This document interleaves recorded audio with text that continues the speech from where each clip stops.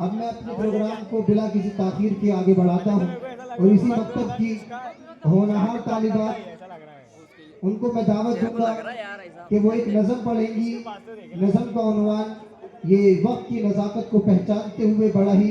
बेहतरीन है कि इस वक्त में मुसलमान मायूसी का शिकार हो रहा है क्योंकि अल्लाह की कुदरत की जानिब निगाह नहीं है।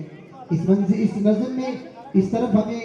एक दावत दी गई है कि हम अल्लाह की तरफ निगाह करें, अल्लाह की ताकत और कुदरत को पहचानें कि अल्लाह ने माजी में कैसे कैसे वाक़यात उम्मत को बतलाए और दिखलाए हैं कि हम ताकि हम मायूसी से निकल जाएं। इस नज़म को पढ़ने के लिए मैं दावत दे रहा हूँ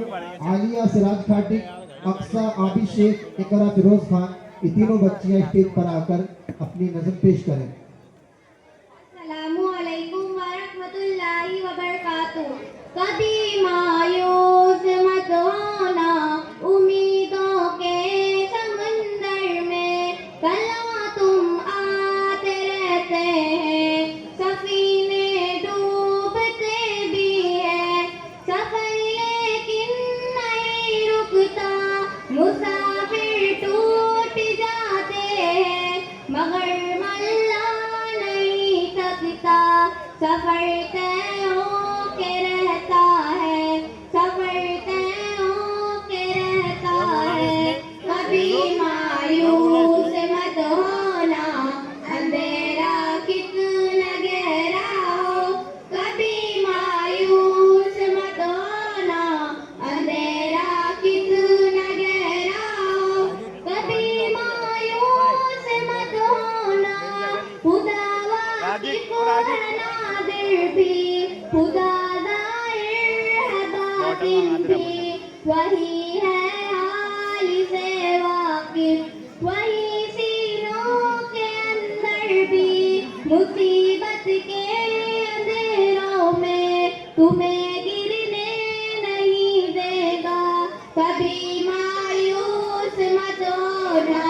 कभी मायूस मत होना,